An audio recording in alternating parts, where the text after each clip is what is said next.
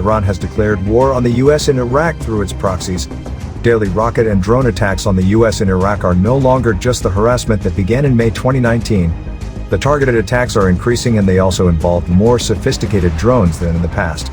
While there have been no American deaths from these attacks since the spring of 2020, nevertheless the overall picture is of a rising conflict in which Iran has declared war on the US in Iraq.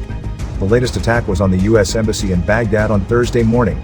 This follows daily attacks against US forces in Erbil, Al-Azad base, and targeting US forces in Syria since July 4th. Iran has done this before, using pro-Iranian groups in Iraq to wage an insurgency against the US after the US-led 2003 invasion of Iraq.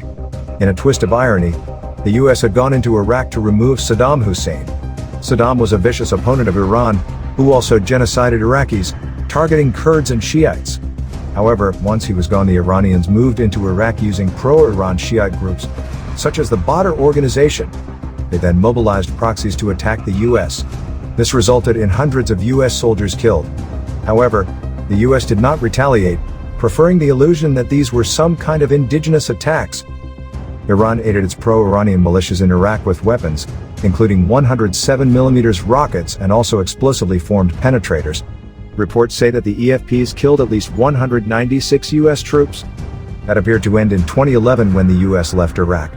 The US returned in 2014 to fight ISIS, and for a while the US was not targeted. However, in 2017 the pro-Iran militias, led by Kataib Hezbollah and Asaib al-Haq and others, said that the US should leave Iraq. The US did not leave, since it had been invited by the Iraqi government. The official line of the US-led coalition is that the attacks against the US in Iraq are endangering Iraqis.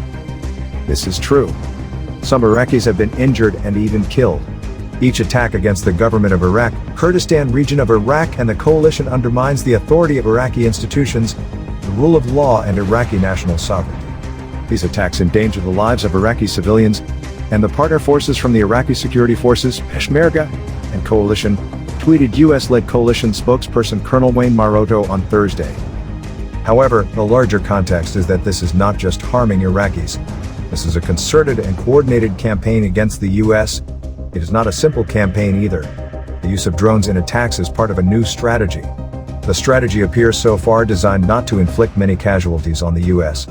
In fact, the barrages of rockets have been relatively small, sometimes up to a dozen rockets, but usually just a few. A drone struck a CIA hangar in April in Erbil, appearing to send a message that Iran knows where America's secrets are hidden.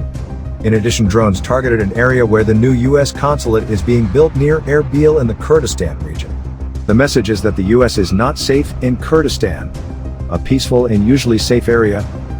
Iran's use of drones and rockets, provided to the militias in Iraq, is unprecedented in its use of them against diplomatic sites and also against the US military.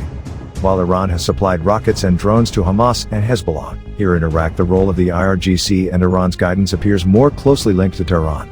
This is because it is clear the attacks can be dialed up when Iran wants to. This time the increase began with July 4th. This was a message, and it coincides with the US leaving Bagram base in Afghanistan. Iran thinks it can push the US out of Iraq at the same time.